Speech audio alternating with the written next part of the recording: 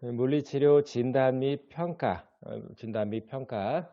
진단 그러면 의사들이 내리는 겁니다. 뭐 예를 들어서 허리가 아프면 디스크야 뭐 요렇게 진단을 내리지요. 자, 디스크라고 하는 거는 병리적인 상태를 얘기하는 겁니다. 물리치료사의 진단은 의사의 진단이랑 좀 달라야 돼요. 디스크가 문제가 아니라 디스크 때문에 생기는 기능적인 장애, 기능 손상에 문제가 있겠죠. 그래서 물리치료사의 진단은 기능 위주의 진단이 내려져야 합니다. 진단을 내리기 위해서는 평가를 면밀하게 해야 될 필요가 있고, 이번 챕터에서는 평가에 대한 것들을 좀 자세하게 설명할 겁니다. 자, 물리치료 평가지. 물리치료사가 평가를 하는 데 있어서 그냥 하고 싶은 대로 하는 것이 아니라 약간은 특정의 룰이 있습니다. 규칙이 있습니다. 그래서 적어도 환자분을 평가할 때 요런 점들을 포함해서 평가하는 게 좋겠다라고 해서 쓰는 것들이 소프 노트입니다. 소프가 비누란 뜻인데 비누란 뜻이 아니라 서브젝티브, 오브젝티브 어세스먼트 플랜이라고 하는 약자예요. 주관적인 거, 객관적인 거, 평가, 계획 해서 환자분들에 대한 정보를 취합을 할 때 이렇게 주관적인 정보, 객관적인 정보, 그리고 이런 것들을 해석하는 거, 그리고 마지막으로 중재 계획에 대한 것들을 설립하는 거 소프 노트라고 하고요. 또 최근에 WHO에서 권고하고 있는 바가 있습니다.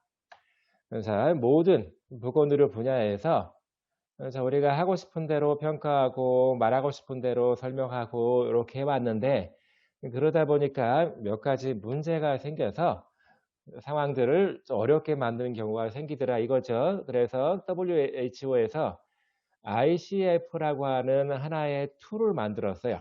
이 안에 평가를 어떻게 할 것인지 환자분에 대한 설명을 어떻게 해줄 것인지에 대한 툴을 만들었습니다. 그래서 물리치료사도 이렇게 소프트노트와 ICF라고 하는 툴을 사용해서 이제 평가 그리고 환자분에 대한 치료를 하고 있습니다. 자, 소프에서 S는 주관적인 정보, 서브젝티브의 약자입니다.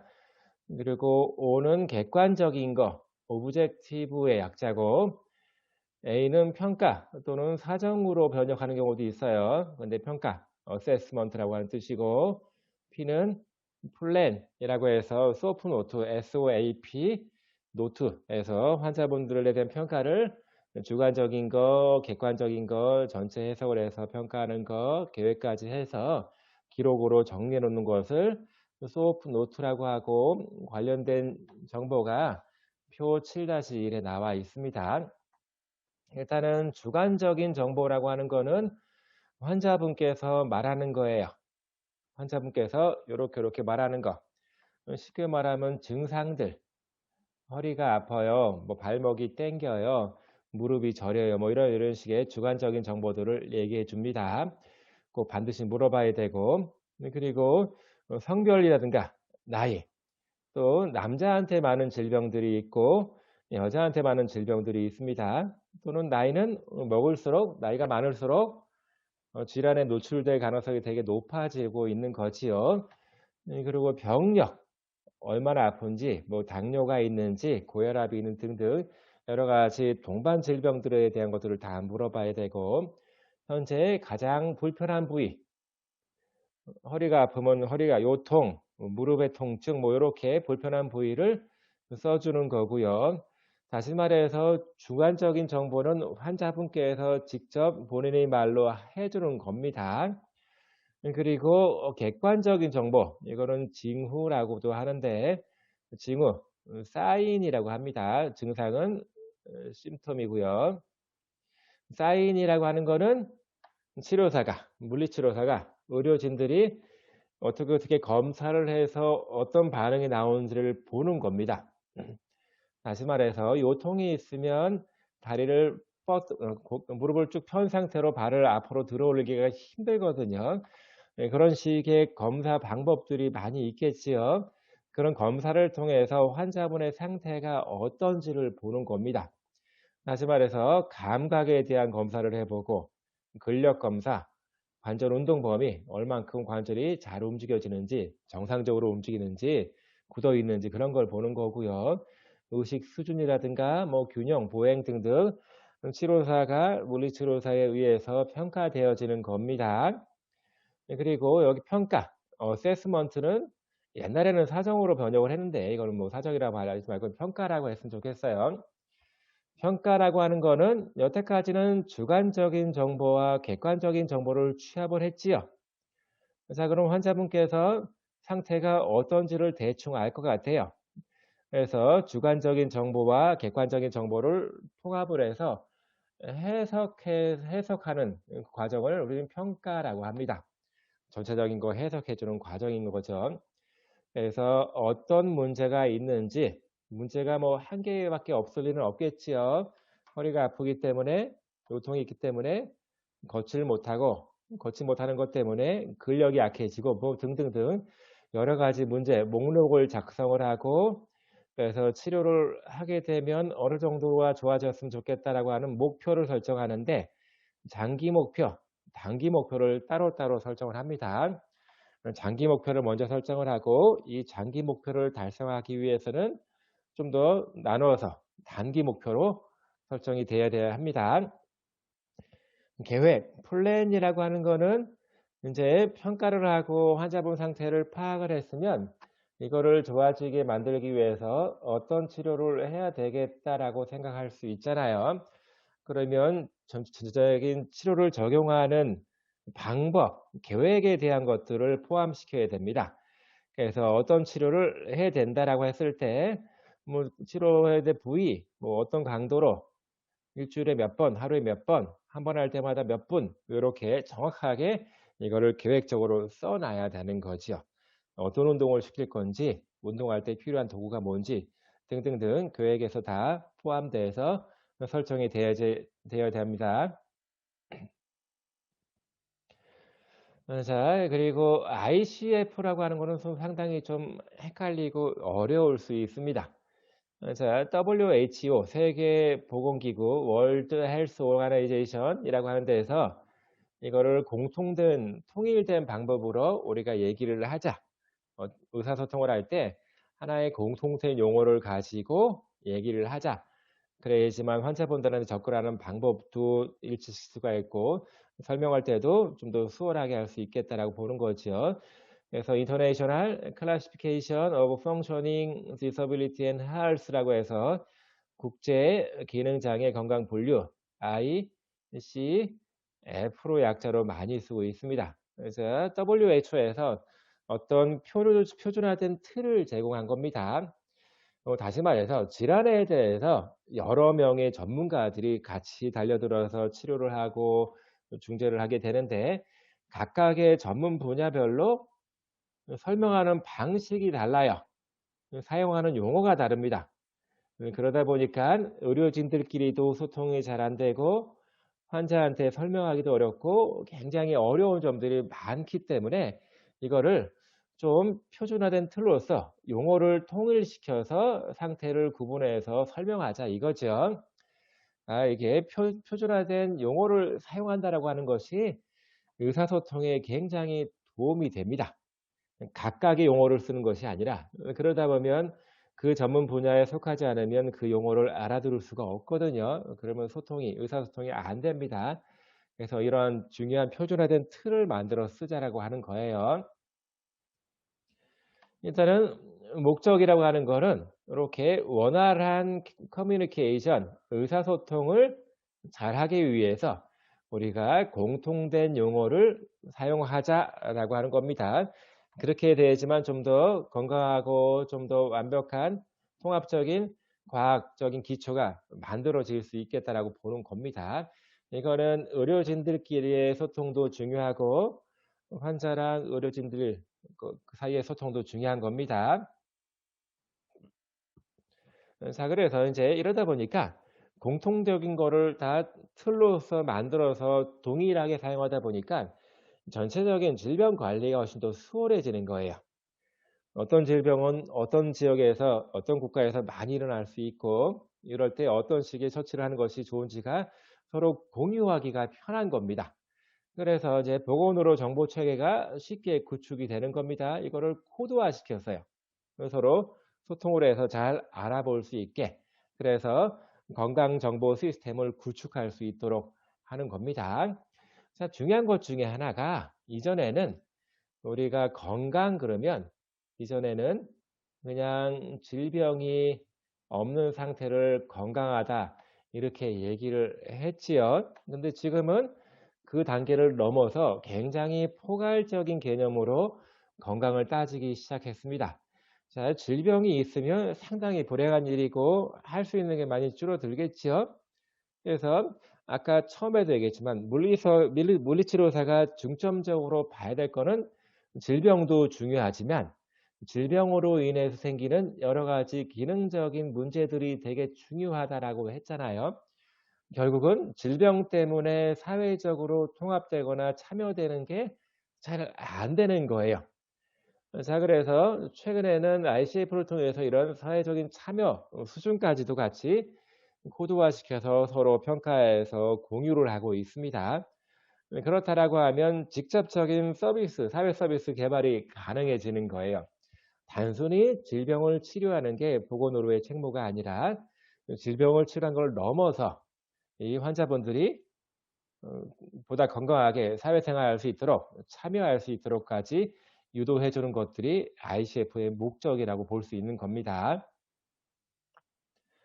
그래서 일단 기본적인 범위는 기능이 안 되는 걸 우리는 장애라고 하고 어떤 건강 수준에서는 기능과 장애의 측면을 굉장히 중요하게 따질 수밖에 없는 거고요. 또 건강에 영향을 많이 미치는 배경, 환경, 그리고 개인적인 특성 이런 것들 다 여기 배경적인 측면에 포함이 되고 있습니다. 그래서 사람을 보는 것이 아니라 전체적인 건강, 그리고 건강과 관련된 어떤 상태를 보는 것이다. 예, 생각하면 좋을 것 같습니다.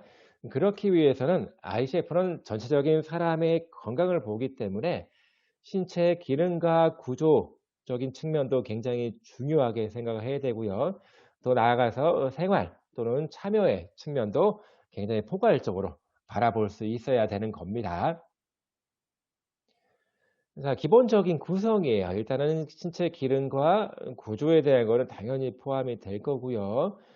이 신체 기능, 구조가 손상되게 되면 상당히 여러 부분 쪽에서 많이 문제가 되겠죠. 뭐 특히 질환이 있거나 또는 변형 또는 이상이 있는 거를 의미하는 거고 개인의 활동적인 측면도 같이 넓게 포함시켜서 얘기를 하고 있습니다. 참여라고 하는 거. 자, 이전에는 참여라고 하는 거를 많이 얘기를 많이 안 했지만 자, 이미 트렌드가 많이 바뀌어서 개인의 삶과 삶의 질을 중요하게 보는 트렌드가 되었거든요. 그러기 위해서는 사회적인, 지역사회적인 참여가 굉장히 중요하게 고려되고 있고요. 질병만 따지는 것이 아니라 질병 때문에 생기는 활동 제한, 또 활동 제한 때문에 생기는 참여 제한 이런 등등 여러 가지를 얘기를 하겠죠. 자, 그리고 환경적인 거. 자, 우리 주변 환경 예를 들어서 우리가 걸어 다닐 때 평평한 바닥을 걷는 거는 되게 쉬워요. 걸려 넘어질 일도 없고 그닥 어려운 문제는 아닙니다만 울퉁불퉁하고 꿀렁꿀렁하고 뭐 잔디밭이라든가 자갈발 걷는 것들은 평평한 데보다는 훨씬 더 어려운 겁니다. 그만큼 주변 환경으로부터 건강 상태가 많이 영향받을 수가 있어요. 자, 신체 구조, ICF의 구조 보니까 뭐 구성 요소라고 하는 측면도 있고 영역에 대한 거, 뭐 개념, 긍정적인 거, 부정적인 거 이런 항목들이 들어가 있습니다. 특히 기본적으로 기능과 장애에 대한 거를 많이 고려하고 있고요. 여기에 신체 기능, 신체 구조, 활동, 참여 이런 것들을 포함시켜서 설명하고 있습니다. 두 번째 배경 요인에는요. 환경 요인, 환경적인 거 그리고 개인 특성에 대한 관련된 요인들 이것들이 포함되어져 있습니다. 자, 여기 신체 구조, ICF 구조에서 신체 기능과 구조, 활동과 참여. 예를 들어서 활동이라고 하는 거와 참여라고 하는 거를 좀 정의를 설명할까 합니다. 신체 기능, 여러분들처럼 건강하고 아무 문제가 없으면 걷거나 뛰거나 계단 올라가고 내려가고가 아무 문제가 안 되죠. 안 됩니다. 그러면 예를 들어서 우리가 어르신들이 무릎에 관절염이 심해요. 신체 기능과 구조에 문제가 생긴 거죠. 통증이 있고 질환이 생긴 겁니다. 그렇다라고 하면 걷기가 힘들어집니다. 잠깐은 괜찮지만 참 조금 멀리 마트 가든가 편의점 가려고 걷기 위해서는 한 5분, 10분 걸어야 되는데 그런 것들이 잘 안 돼요. 자, 그런 것들은 활동의 측면으로 볼 수 있습니다. 걷는 것이 잘 안 되고. 그러다 보니까 참여의 측면은 좀 더 포괄적인 생활의 측면들을 얘기합니다. 오래 걷지 못하니까 마트를 못 가고 시장을 못 가고 오래 걷지 못하니까 여러 가지 하고 싶은 활동들을 생활의 측면에서 활동들을 많이 못하게 되는 거지요. 여행을 갈 수도 없는 거고 이런 것들을 생활적인 측면에서의 활동들을 참여라고 이렇게 얘기합니다. 어쨌든 활동과 참여 이런 것들은 신체 구조와 기능에 많은 영향을 받고 있습니다. 그래서 ICF에서는 그냥 활동에 잘 참여한다, 참여에 좋다 이렇게 그냥 말로만 주관적으로 하는 것이 아니라 양적으로 수치화시켜서 비효율적으로 설명을 합니다. 그래야지만 누구든지 다 따져서 알아볼 수 있는 거죠. 그러한 기준을 하나의 설정해서 똑같은 기준으로 설명을 하고 있습니다. 자, 책에 표 나와 있는 자, 기본적으로 ICF 구조는 1부 기능과 장애, 2부 배경 요인, 여기는 환경과 개인 이렇게 나눠지고 있는 거고요. 기능 장애 측면은 기능과 구조, 그리고 활동과 참여 부분에서 설명하고 있습니다. 긍정적인 측면에서는 활동과 참여를 잘하는 것들을 얘기하고 있는 거고요. 부정적인 측면에서는 잘 안 되는 것 측면에서는 활동 제한이 있고 참여 제한이 있는 것들을 얘기하고 있습니다. 이렇게 이런 틀을 가지고 건강 상태를 비율적으로 수치화시켜서 설명을 하고 있는 것이 ICF라고 하는 것들입니다. 자, 계속 ICF에 대한 것들이 나와 있는데요. 어떤 이제 평가를 통해서 수치화하고 기준화시키면서 분류를 하고 있는 것이 ICF 평가의 중요한 모델이 되고 있습니다. 앞에서 말한 것처럼 어떤 기능과 장애, 여기서는 신체 기능 구조, 활동, 참여적인 부분에 대한 걸 얘기하고 이런 것들에 영향을 미치는 배경적 요인은 환경적인 것과 개인 특성에 대한 것들을 포함시켜서 설명하고 있습니다. 자, 기본적으로 건강 그리고 질병이 있거나 문제가 생겼어요.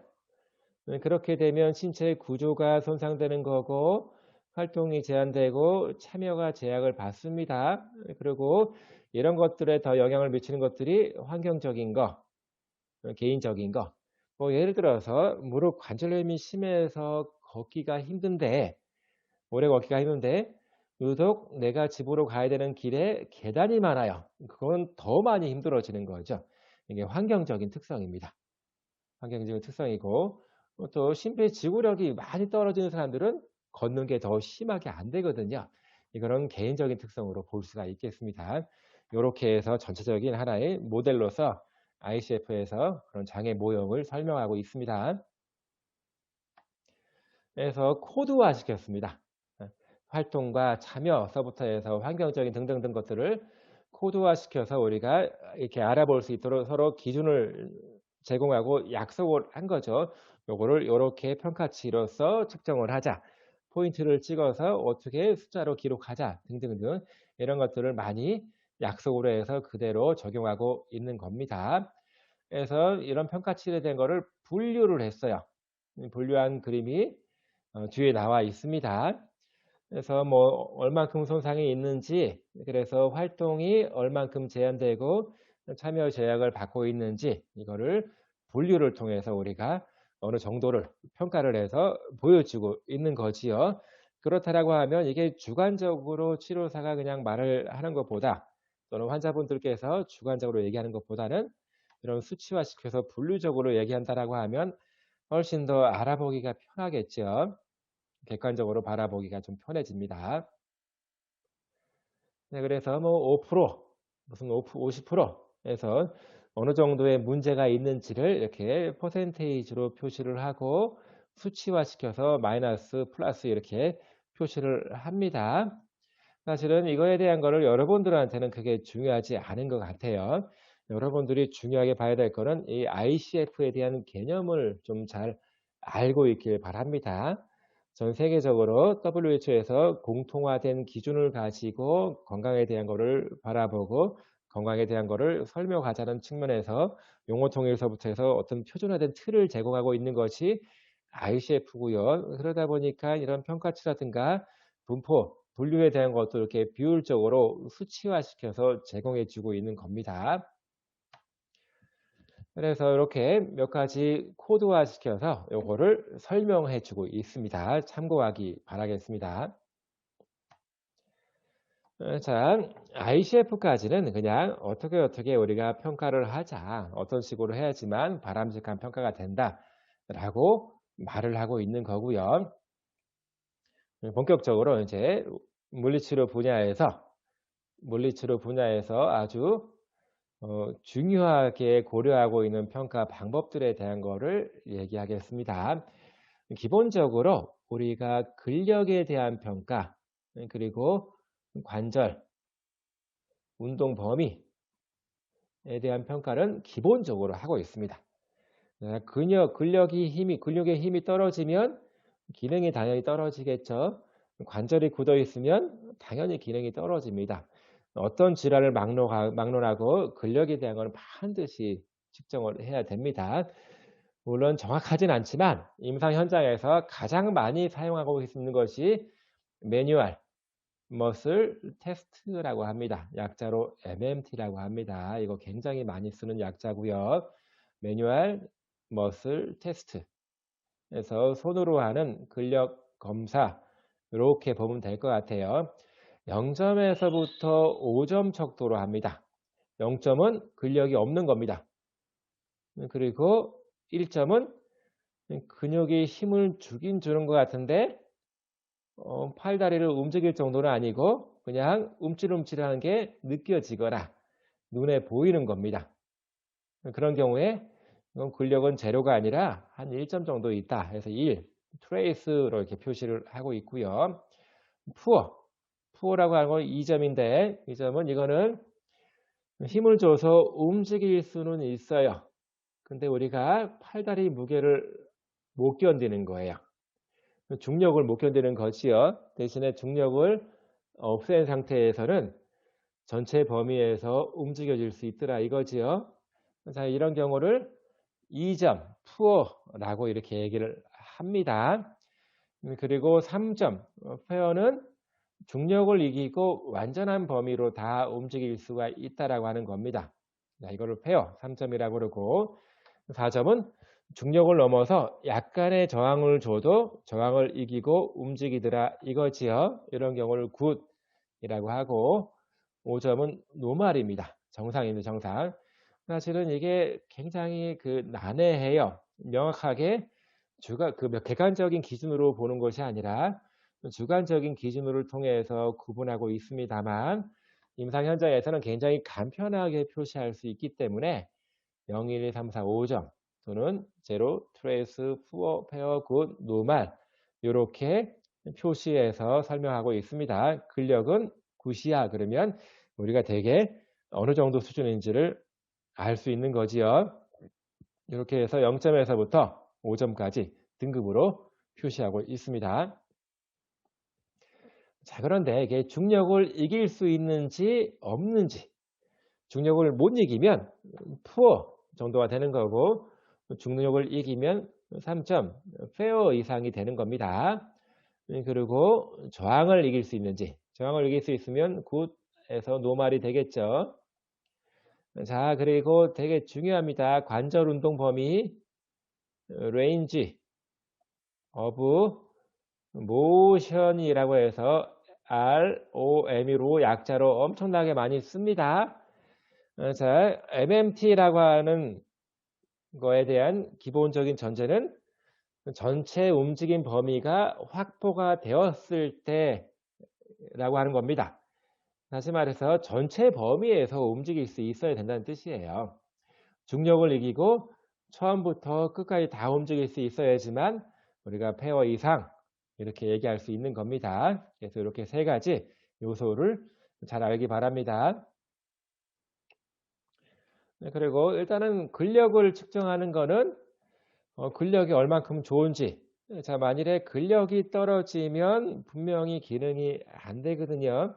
기능이 안 되는 거에 대한 문제를 파악하려다 보니까 근력이 떨어진 걸 알 수 있어요. 그러면 기능을 좋게 만들기 위해서는 당연히 근력을 좋게 만들어야 되는 거지요. 자, 그래서 근력을 좋게 만들기 위해서 하는 거, 이게 일단은 어느 정도의 근력 수준을 가지고 있는지를 먼저 평가를 해야 되는 거지요.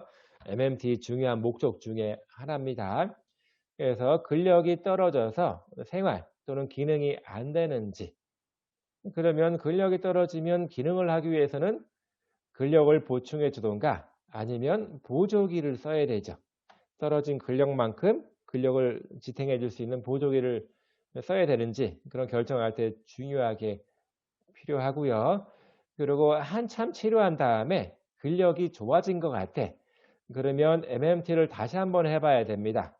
그래서 치료가 효과적이었는지 아니었는지 근력이 좋아진다라고 하면 그 예후는 상당히 밝을 수 있는 거지요. 그래서 예후 판정에도 도움이 됩니다. 어쨌든 근육에 대한 상태를 정확히 판단하기 위해서는 MMT라고 하는 거를 꼭 주기적으로 해줄 필요가 있습니다. 조심해야 될 점이 있습니다.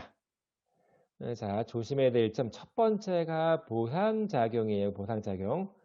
이거 영어로 compensation이라고 합니다. 보상작용이라고 하는 거. 자, 우리가 근력 검사를 할 때, MMT를 할 때 근육이 힘이 약할 것 같으니까 근력 검사, MMT를 시행하는 거지요. 얼만큼 약한지를 보기 위해서. 약한 근육을 검사하다 보니까 환자분께서 근육의 힘을 최대한 주다 보니까 나는 뭐 예를 들어서 치료사가 팔꿈치를 구부리는 근육을 힘을 재고 싶은데 환자분이 그 근육 힘이 약하다 보니까 자꾸 다른 쪽 어깨를 쓰거나 몸을 막 돌리면서 팔꿈치를 구부리려고 하는 일이 생깁니다. 자, 그런 것들이 보상작용이에요. 자, 그래서 보상작용을 철저하게 예방하면서 근력 검사를 해야 되는 거고요. 가능하면 치료사의 손의 힘, 저항 또는 체중, 중력 저항을 이용하는 게 좋겠습니다. 저항이 너무 세면 근력 검사를 상당히 하기가 어려워질 수 있습니다. 그래서 저항의 크기는 환자분 상태에 맞게 또 남자한테 주는 저항이랑 여자한테 주는 저항은 다를 수 있고요. 근력이 센 사람한테 주는 저항이랑 약한 사람한테 주는 저항이랑 다를 수 있습니다. 그리고 왼쪽과 오른쪽을 비교해서 근력 정도를 볼 수 있습니다. 왜? 모든 사람들이 전부 다 근력이 세지는 않거든요. 근력 수준이 다 똑같지 않거든요. 그래서 양쪽을 비교해 보는 것이 조금은 근력 수준에 대한 것을 객관적으로 평가할 수 있는 하나의 잣대가 될 수 있습니다. 자, 절차는 그닥 중요하지 않습니다. 일단 보상작용이 일어나지 않게 자세와 고정을 해주고 그리고 혹시라도 근력이 떨어지는 경우를 대비해서 근육을 살짝 만져줍니다. 그래서 힘을 주는 느낌이 있는지를 보고 관찰을 하고 저항을 주고 이제 등급이 몇 등급인지를 정하는 겁니다. 또 그 다음에 가장 보편적으로 중요하게 하는 방법들이 중에 하나가 ROM입니다. ROM, Range of Motion, 관절의 움직임 범위, 관절이 굳어 있는지 그렇지 않은지를 평가하는 방법이에요. 자, 이것도 기능에 굉장히 중요한 영향을 미칩니다. 예를 들어서 무릎이 일자로 쭉 펴지지 않으면 무릎이 좀 굳어져 있으면 걸음걸이 속도가 느려집니다. 이렇게 기능에 큰 영향을 미치기 때문에 관절 운동 범위를 필수적으로 측정을 합니다. 모든 질환에서 MMT와 ROM은 측정을 합니다. 그래서 ROM 측정은 고니어미터, 각도계를 통해서 합니다. 각도계를 통해서 합니다. 그래서 이렇게 우리가 쓰는 각도계들이 있어요. 그래서 측정 및 평가 시간에 이 ROM 측정하는 방법에 대한 거를 공부를 많이 하게 됩니다. 그냥 아무렇게나 측정하는 것이 아니라 딱 대주는 관절의 축을 맞추고 움직임에 대한 거를 딱 위치시켜주는 기준점들이 있습니다. 그거에 맞게 정확히 측정하는 것이 되겠고요. ROM 측정의 목적은 일단은 얼만큼 운동 범위가 확보되어 있는지를 또는 관절이 굳어 있거나 제한되어 있는지를 보는 거가 되겠고요. 그리고 초기 평가, 그리고 시료한 이후에 얼만큼 좋아졌는지를 이후 평가를 또 시행하게 됩니다. 관절의 건강 수준에 대한 거를 진단하는 데 굉장히 큰 도움이 되고요. 관절이 많이 굳어 있거나 그렇다라고 하면 어떤 보조기라든가 부목이 필요한지를 판단할 수가 있는 거지요. 그래서 근력 검사의 어느 보조 수단으로서 주로 많이 활용되고 있습니다. 주의해야 될 점은 자, 환자가 편안한 자세 그리고 근육을 좀 고려해 줘야 되는데 특히 관절을 한 개만 지나가는 근육이 있고 또 2개 이상을 지나가는 근육이 있습니다. 상당히 많은 근육들이 관절을 2개 이상 지나가기 때문에 관절의 위치를 고려해 줘야 됩니다. 뭐 예를 들어서 여러분들이 발목에 대한 발목이 이렇게 올려서 여기 얼만큼 올라가는지를 보려고 합니다. 그러면 무릎을 이렇게 펴고 발목을 당기게 되면 많이 올라가지 않고요. 무릎을 이렇게 구부리고 발목을 이렇게 올리게 되면 훨씬 더 많이 올라갑니다. 그 얘기는 여기 아킬레스건 이 근육이 무릎 위에까지 붙어 있기 때문에 그렇습니다. 자, 무릎을 펴게 되면 이 아킬레스건을 지탱해 주는 이 근육이 최대한 늘어나는 상태가 되기 때문에 발목이 위로 많이 안 올라가거든요. 근데 무릎을 구부리게 되면 아킬레스건이 많이 이완되기 때문에 이 근육이 이완되기 때문에 발목이 훨씬 더 많이 올라갑니다. 자, 요렇게 어떤 근육이 관절 2개 이상을 지나가게 되면 이렇게 위쪽에 있는 관절의 위치에 영향을 받을 수 있기 때문에 그거를 충분하게 고려해야 될 필요가 있습니다. 자, 표 7-6은 정상적인 ROM입니다. 그래서 어깨에서부터 해서 엉덩이, 힙 조인트, 발목까지 해서 어느 정도 관절 운동 범위가 확보되는 게 정상인지를 이 표를 통해서 정리해 주고 있습니다. 자, 가끔 이제 여러 가지 이렇게 우리가 손을 이용해서 뭐 각도계 편하게 측정하는 경우도 있지만 특정 장비를 이용해서 평가해야 될 그런 경우도 있습니다. 자, 요거는 근육의 긴장도를 평가하는 겁니다. 이렇게 생겼고요. 여기서 앞쪽에서 이런 살짝 말랑말랑한 플라스틱 뾰족한 부분이 톡 치고 나옵니다. 그러면 요게 딱 치면서 반발력을 계산해서 다리 근육 쪽이 얼만큼 팽팽한지를 얘가 측정을 해주는 겁니다.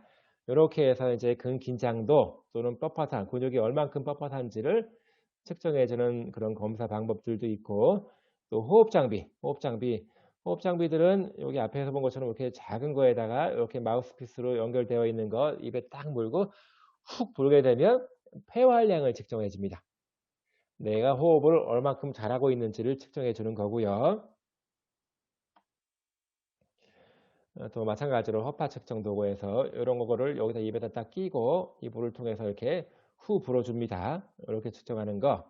그리고 촉각 정보가 얼만큼 예민하게 감지하는지를 측정해 주는 거.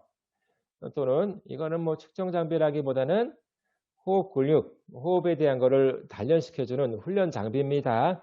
쭉 훅 내쉴 때 또는 들이마실 때 여기서 저항의 양을 조절해 줄 수 있습니다. 내쉴 때 얼만큼 어렵게 내쉬게 하는지 좀 들이마실 때 얼만큼 어렵게 빨아들이는지 이거를 조정해서 흡기 운동, 들이마시는 운동, 내쉬는 운동을 할 수 있게 만들어 주는 거고요. 자, 그리고 알고미터라고 해서 이렇게 아날로그처럼 돼 있고 여기 앞에 쭉 이거를 우리가 근육이 많이 뭉친 데에 꾹 눌러줍니다. 그러면 얘가 압력을 받고 꾹 들어가겠죠. 이 들어가는 정도를 여기서 이제 게이지로 측정이 되는 거고요. 어느 정도 게이지에 올라갔을 때 환자분이 아파하는지. 그래서 아무래도 심하게 뭉쳐 있으면 조금만 눌러도 아프겠죠. 이게 누르는 통증을 호소하는 누름 정도를 얘가 평가를 해주고 있는 겁니다. 자, 음차라고 해서 많이 들어본 적 있을 거예요. 이렇게 해서 징 한번 흔들어주면 얘가 막 떨리는 것들 있죠. 떨리는 것들 여기 마지막 끄트머리를 피부 부위에다 딱 대주면 우리가 진동을 느낄 수 있겠죠. 그래서 진동 감각에 대한 것들이 있는지를 잘 느끼는지를 평가하는 거. 또는 여기 그림에서 보면 구멍이 송송 뚫려 있습니다. 그래서 구멍이 뚫려 있는 거에다가 이런 거를 끼우는 거예요. 이거를 몇 초에 몇 개를 끼울 수 있는지 이렇게 손가락의 그 세밀한 동작들을 평가하는 장비들이 있고요. 자, 마찬가지로 성기능 평가 도구들이 있습니다. 특히 뇌졸중 환자분들 마비된 팔로서 이렇게 해서 이렇게 옮기는 건데 나무 토막이를 1분에 몇 개를 옮기는지 개수를 측정하는 겁니다. 손기능이 좋으신 분들이 더 많은 개수를 옮길 수가 있겠죠. 자, 그리고 근력 측정계도 있습니다. 이렇게 의자에 앉아서 무릎을 쭉 펼 때 치료사가 여기다가 근력계를 대주고 딱 피라고 하고 딱 버티고 있습니다. 그럼 환자분은 다리를 피면서 근력을 이용해서 다리를 필 거고 치료사는 못 피게 버티고 있으면서 거기에 압력 정도가 기록이 됩니다. 그래서 환자분이 힘이 얼마나 강하게 누르고 있는지를 평가를 하는 겁니다. 디지털로 평가를 해주기 때문에 디지털 근력 측정계라고 하고요. 균형 측정계입니다. 이거는 사람이 이렇게 딱 서 있으면 사람이 서 있으면 가만히 꼬딱 서 있는 것이 아니라 몸이 조금씩 이렇게 움직입니다. 앞뒤로 양옆으로 이렇게 조금씩 움직여집니다. 이렇게 많이 움직이면 넘어지겠죠. 넘어지지 않고 그냥 가만히 서 있으면서 이렇게 움직여주는 궤적. 신체 중력 중심을 딱 이렇게 중심이 막 이렇게 움직여집니다. 이렇게 궤적을 그립니다. 그래서 이 궤적이 얼만큼 많이 움직였는지를 계산해 주고요. 전체적인 궤적 범위, 이 범위를 면적을 계산해서 균형에 대한 측정 지표를 만들어 주는 겁니다. 자, 마찬가지에 우리가 서 있거나 걸을 때 발에 얼만큼 많은 압력이 주어지는지 되게 정상적인 상태에서 보면 발의 압력은 엄지발가락 이렇게 발가락 압력은 50대 50이 가야 됩니다. 그래서 비율로 따지면 3대 2대 1 비율로 체중이 지탱되어야 되거든요. 그래서 요거를 이렇게 시각화시켜서 측정을 해주는 거예요. 또 여기 그림에서 보면 매트리스가 깔려 있지요. 이 매트리스의 안쪽에 센서들이 촘촘하게 들어가 있습니다. 그래서 걸을 때 발걸음을 얼만큼 뛰는지 왼발 오른발 뛰는 게 괜찮은지 대칭적인지 아니면 그 시간적인 것도 측정해 주고요.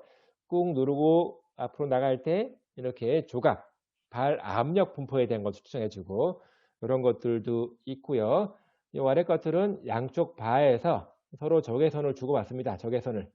그래서 여기 가운데를 쭉 걸을 때 적외선을 딱 가리는 그 시점을 가지고 보행을 얼만큼 할 수 있는지 보행 지표를 계산해 주고 있습니다. 자, 그리고 보행 분석기를 많이 쓰고 있는데요. 이렇게 카메라가 있습니다. 천장에 카메라가 있어서 사람이 걸을 때 이 카메라가 사람 걷는 거를 찍어서 관절별로 분석을 해줍니다. 물론 그냥 걷는 것이 아니라 몸 구석구석에다가 마커를 붙입니다. 이 광학식 카메라가 그 마커를 인식을 해서 사람이 걸어가는 거를 3차원적으로 분석을 해주는 거고요. 또 아래 그림은 이렇게 관절에다가 이렇게 뭐 케이블을 붙여놨지요. 이게 관절 각도를 각도를 아주 정확하게 평가를 해주는 센서들입니다. 물론 아까처럼 그 각도계를 이용해서 각도를 측정할 수도 있지만 이렇게 센서를 이용해서 정확하게 측정하는 방법들도 많이 개발되어져 있습니다. 또 EEG입니다. 생체 전류를 이용해서 얼만큼 우리 생체 리듬이 잘 이루어지는지를 보는 겁니다. 자, 여기 그림에서 보는 거는 뇌파 분석기인데 이렇게 이렇게 그 모자 쓰는 것처럼 센서를 딱 입힌 거를 쓰게 되면 이 센서가 미약한 뇌에서 감지해주고 있는 그 미약한 전기들을 잡아냅니다. 그래서 우리의 정신 상태가 어떤지를 평가해 주는 거 뇌파라고 하고요. 네, 그리고 3차원적으로 신체 윤곽을 검사를 해서 척추의 건강 상태를 척추가 올바로 되어 있는지 막 휘어 있는지 몸이 틀어져 있는지를 검사해 주는 방법들도 있습니다. 자, 초음파입니다. 최근에 이제 물리치료사들이 많이 쓰는 방법인데요. 초음파 그러면 산부인과에서 아기를 확인할 때 쓰는 걸로 알고 있는데 물리치료사가 쓰는 초음파는 몸 안쪽에 있는 근육과 관절의 상태를 초음파를 통해서 확인하고 알아보는 겁니다. 다시 말해서 근육이 얼만큼 힘주고 있는지를 실시간으로 바로 바라볼 수 있거든요. 또는 관절이 얼만큼 떨어져 있는지, 관절 안쪽에 무슨 문제가 있는지 해서 이거를 평가용으로도 쓸 수가 있고요. 치료용으로도 쓸 수 있습니다. 요거 관절의 움직임 또는 근육의 움직임을 보면서 근력 운동을 하는 거지요. 자, 그리고 3D 뉴턴이라고 하는 거는 우리가 이 몸을 일자로 굽히지 않고 일자로 빳빳하게 유지하고 있습니다. 그러면 이 장비에서 장비가 이렇게 옆으로 돌아갔을 때 이게 되게 전체적인 몸이 기울어지게 되면 몸에 힘이 없는 사람들 같은 경우는 이거를 일자로 못 버티고 분명히 몸통이 무너지겠죠. 그래서 이걸 얼마나 잘 버티고 있는지를 이런 장비를 통해서 우리 안쪽에 있는 코어 근육들에 대한 것들을 평가하는 겁니다. 자, 그리고 조갑입니다. 자, 최근에는 아까 3차원 기기를 통해서 조갑을 분석해내는데 이전에는 이렇게 거울 시스템, 이게 포도미터라고 하는데 이런 시스템을 통해서 측정을 하고 있습니다. 자, 그래서 이렇게 투명한 아크릴판에 서게 되면 아래쪽에 있는 거울판을 통해서 발바닥이 얼만큼 밀착이 되어 있는지를 요거를 딱 사진을 찍어서 캡처해서 분석을 하는 거예요. 자, 그리고 EMG, 근육에서 발현되고 있는 정기적인 신호를 잡아내는 겁니다. 그래서 근육이 얼만큼 건강하게 힘을 주고 있는지를 평가할 수 있는 장비가 EMG 장비입니다. 그리고 근전도 바이오 피드백. 자, EMG, 근육이 힘주고 있는 거를 통해서 이거를 피드백을 통해서 훈련을 시키는 겁니다. 자, 우리가 항상 근육에 계속 어깨가 막 긴장되어 있는 사람들은 어깨에 힘 빼는 거를 잘 몰라요. 힘을 빼라고 해도 잘 못 뺍니다. 왜? 항상 힘을 주고 있었기 때문에 항상 긴장하고 있기 때문에 힘 빼는 법을 몰라요. 그때 EMG를 딱 대주면 EMG 근전도 신호가 막 이렇게 막 나올 거잖아요. 근육이 힘주고 있는 신호가 나옵니다. 그러면 환자분한테 이런 신호가 안 나오게 잘 유지하라고 이렇게 피드백을 통해서 할 수 있는 거지요. 그리고 요거는 주로 중환자실에서 많이 쓰는 것들인데 손가락에다 딱 이걸 낍니다. 그러면 혈중에 산소가 얼만큼 녹아 있는지를 얘가 평가를 해줍니다. 그래서 호흡을 더 늘려야 될지 말지를 결정해 주고 있는 거고요. 근력에 대한 거를 아까 MMT를 통해서 주관적으로 평가하는 방법도 있고 또는 등속성 운동 장비를 통해서 객관적으로도 평가할 수 있습니다. 평가 겸 운동, 훈련도 가능하고요. 자, 슬링이라고 하는 거는 운동 장비고요. 그리고 인지검사 화면에서 인지적인 설정들이 많이 나와 있고 이걸 얼마나 빠르게 반응하는지를 측정하는 겁니다. 전기치료 장비도 있고요. 그것도 이제 전기치료 장비가 있고 초음파 장비, 전기자극치료기 장비가 있습니다. 이거는 운동기구, 이제 수동적으로 계속 무릎의 움직임을 만들어 주는 겁니다. 관절이 굳지 말라고. 그리고 레이저 치료 장비도 있고요. 예, 그러면 일상생활 활동을 말하는 거고 우리가 살면서 하는 모든 동작들을 전부 다 ADL이라고 합니다. 약자로 굉장히 많이 쓰니까 반드시 알아야 되고요. 결국은 물리치료를 하게 되는 가장 중요한 그 결과 중에 하나가 ADL을 좋게 만들기 위해서 하는 겁니다. 그게 목적이에요, 목적. 어쨌든 환자든 장애인든 ADL 기본적으로 독립적인 삶이라고 하는 거는 남들이 도와주지 않아도 본인께서 직접 스스로 알아서 할 수 있게 만들어주는 거를 독립적인 이런 말을 쓰는 겁니다. 혼자서 할 수 있게 해주는 게 가장 큰 목표 중에 하나입니다. 그래서 몇 가지 ADL 구분할 수가 있는데요. 첫 번째는 기본적인 거, 두 번째는 수단적인 거. 자, 기본적인 ADL, 이거는 베이직 ADL에서 BADL 이렇게 얘기하고요. 수단적인 거는 인스트루멘탈 ADL에서 IADL이라고 합니다. 기본적인 BADL은 우리가 일상생활에서 가장 기본적으로 하는 동작들을 얘기합니다. 그리고 IADL 그러면 BADL 이외의 것들을 전부 다 IADL 이렇게 얘기를 합니다. 그래서 기본적인 BADL 보게 되면 일단은 걷는 거, 목욕하기, 또 화장실 가기, 옷 입고 먹기, 식사하기 등 가장 기본적으로 저희가 취하는 동작들을 BADL이라고 하고 또는 여러분들이 학교 가기 위해서 버스 타기라든가 은행 가기라든가 책 사러 서점 가기, 뭐 마트 가기 그런 것들은 기본적인 동작들 이외에 다른 동작들인 거잖아요.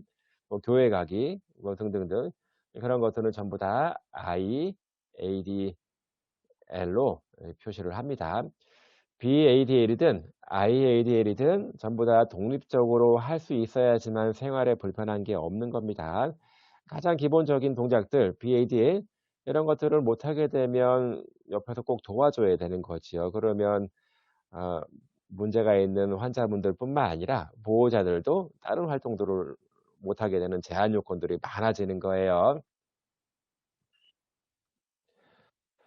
자, 임상 현장에서 가장 많이 쓰는 평가 방법들이 있습니다.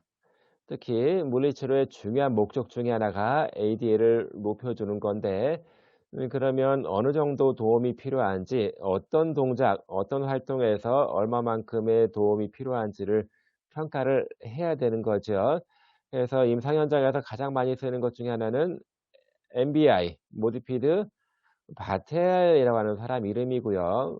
바텔 인덱스, 그리고 FIM이라고 해서 Functional Independence Measure, 기능적 독립성 측정, 뭐 요렇게 얘기를 하고요. 또 COPM이라고 해서 캐나다에서 개발한 캐나다 작업수행 측정. 자, 병원에서 ADL에 대한 거를 주로 다루는 사람들은 작업치료사예요. 자, 물리치료사와 작업치료사가 잘 협조해서 환자분을 관리를 해야 되는데 ADL은 주로 작업치료사들이 많이 하는 걸로 알려져 있습니다. 그렇다고 해서 ADL 트레이닝을 물리치료사가 하지 말라는 법은 없어요. 작업치료에서는 굉장히 중요한 비율로 들어가 있고요. 어쨌든 작업치료사와 소통을 많이 해야 되기 때문에 우리도 물리치료사들도 ADL에 대해서 상당히 많은 부분을 알고 있어야 됩니다. 피임 같은 경우는 과거에는 피임 이거를 많이 썼는데 사실은 조금 복잡해서 약간의 훈련이 필요합니다. 내용이 복잡해서. MBI는 굉장히 간단하고요. COPM도 좀 복잡합니다. 그래서 이제 ADL 여러 가지 항목들이 있을 거고 그 항목들을 점수를 매겨서 과연 얼마만큼의 도움이 필요한지를 예측할 수 있는데 일단 그 평가 결과의 기록을 할 때 독립이라고 하는 거는 혼자서 도움 없이 처리할 수 있다. 이게 독립이라고 하는 거고 감독이라고 하는 거는 옆에서 누가 좀 봐줘야 돼요. 혼자서 할 수 있긴 한데 혹시라도 넘어질까 봐 가끔 도움이 필요할까 봐 누가 서 봐줘야 되는 거를 슈퍼비전이란 말을 쓰고 약간 도움 주는 거 중간 정도 최대 도움 주는 것. 사실 뭐 좀 주관적이긴 하지만 뭐 20%, 뭐 20에서 50, 50에서 80 등 이렇게 도움이 주는 정도를 가지고 주관적으로 판단하게 되고요. 의존은 본인이 혼자서 할 수 있는 게 아무것도 없는 상태를 의존, 디펜던스라고 이렇게 얘기합니다.